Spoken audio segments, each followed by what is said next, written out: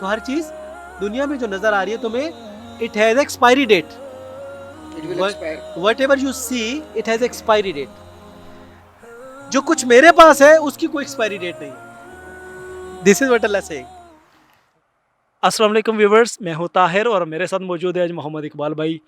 आज के सेशन में जो हमारे साथ नए दोस्त ऐड हुए हैं, मोहम्मद वकास भाई और मोहम्मद नुमान भाई. तो आप दोनों भाइयों का बहुत बहुत शुक्रिया, थैंक यू सो मच. तो इकबाल भाई हमारे अल्लाह के फ़ज़ल से हमारी जो है वो मदद करते हैं. आज की जो हम आयत जिस पे डिस्कस करेंगे वो है आयत नंबर 96 सूरह नहल. सूरह नहल आयत नंबर 96. इसमें अल्लाह ताला फरमाते हैं, जो कुछ तुम्हारे पास है वो सब ख़त्म हो जाएगा और जो कुछ अल्लाह के पास है वो बाकी रहने वाला है. और जिन लोगों ने सब्र से काम लिया होगा हम उन्हें उनके बेहतरीन कामों के मुताबिक उनका अजर ज़रूर अता करेंगे. जी Tahir, thank you so much. सूरह नाहल की जो आपने आयत नंबर 96 शेयर की है. और अगेन शुरू करने से पहले मैं कहूँगा कि रब्बि इश्रह ली सदरी व यस्सिर ली अमरी वाहलुल उक़दतम मिन लिसानी यफ़क़हू क़ौली. आप दोनों नए हैं, अक्सर आपने उलमा को सुना होगा ये आयत पढ़ते हैं अपना दर्स देने से पहले. इसका मतलब पता है क्या? रब्बि इश्रह ली सदरी व यस्सिर ली अमरी वाहलुल उक़दतम मिन लिसानी यफ़क़हू क़ौली. ताहिर को पता है. मैं सिर्फ चाहूँगा कि आपको सिर्फ मैं एक लाइन में बता दूँ. मूसा अलैहिस्सलाम को जब अल्लाह ताला बोल रहे हैं कि जाओ फ़िरौन के पास, ये मिशन है, उसको जाके मेरा पैगाम दो, तो मूसा अलैहिस्सलाम अल्लाह से कह रहे हैं रब्बि इश्रह ली सदरी व यस्सिर ली अमरी. ऐ अल्लाह, इस काम के लिए मेरा सीना खोल दे, मेरा काम आसान कर दे और मेरी ज़ुबान की गिरा खोल दे ताकि वो मेरी बात समझ सके. ये उसका ट्रांसलेशन है. तो ये दुआ इसलिए पढ़ी जाती है कि अल्लाह ताला सुनने वालों के दिल खोले और हमारी बात आसान करे कि वो हमारी बात आसानी से समझे, अल्लाह का मैसेज समझ जाए. खैर, अब ये तो हो गया वहाँ तक मैंने किसी आपको समझाया. अब हम आते हैं कि जो हमारी मेन आयत है, जो कुछ तुम्हारे पास है वो सब ख़त्म हो जाएगा और जो कुछ अल्लाह के पास है वो बाकी रहेगा. What ever you have. दुनिया फ़ानी है, बिल्कुल.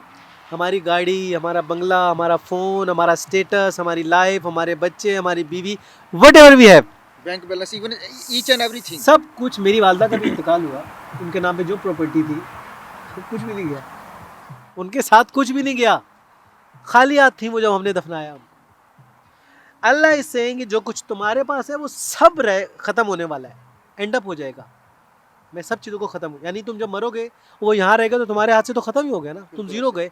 और अगर क़यामत के लिहाज से देखो तो वैसी सब चीज़ें ख़त्म होंगी. तो हर चीज़ दुनिया में जो नज़र आ रही है तुम्हें, it has expiry date. It will expire. Whatever you see it has expiry date. जो कुछ मेरे पास है उसकी कोई एक्सपायरी डेट नहीं है.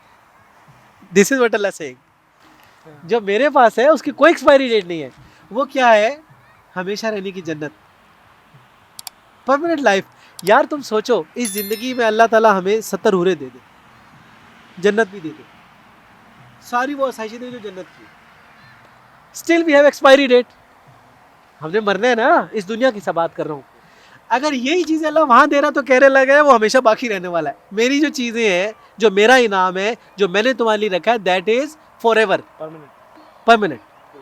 अच्छा, इसके साथ एक और चीज़ भी सोच लें. आप तो खुश तो हुए होंगे हीरो का नाम सुन के, जन्नत के नाम सुन के.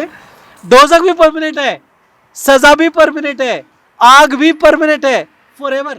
तो जो कुछ मेरे पास है वो परमानेंट रहने वाला है. यहाँ की तकलीफ भी परमानेंट नहीं है, इस दुनिया की तकलीफ भी लिमिटेड है.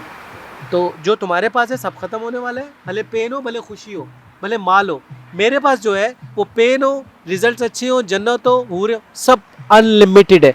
मैं कहता हूँ ये 2 लाइनों में अगर इंसान समझे ना वो तो कल से बंदे का पुत्र बन सकता है, अगर इंसान चाहे. नहीं तो फिर ज़िंदगी गुजारता रहेगा. खैर आगे चलते. जो लोगों ने सब्र किया होगा, अब जब बड़ा इंपॉर्टेंट है ध्यान में रखना. अल्लाह ताला कह रहे हैं जो कुछ मेरे पास है परमानेंट है, जो तुम्हारे पास है नॉट परमानेंट है. मैंने अभी आपको क्या बोला, तकलीफें भी परमानेंट नहीं है, थोड़ी देर पहले बात की है. अब इसमें नोटिस करना, ज़रा गौर करना बात को. मैं खूब हैरान होता हूँ अल्लाह के कलाम पे, इतनी तफसील से बातें लिखी हुई हैं लेकिन हमारे मोटे दिमाग में जाती नहीं क्योंकि हम उसको टाइम नहीं देते. टाइम से समझ आए क्या है. अल्लाह ताला कह रहे हैं कि जो सब्र करेगा, सब्र किस पे किया जाता है? अच्छी चीज़ों पे या मुश्किल में? अच्छी चीज़ों में सब्र थोड़ी होता है, उसमें तो अय्याशी होती है.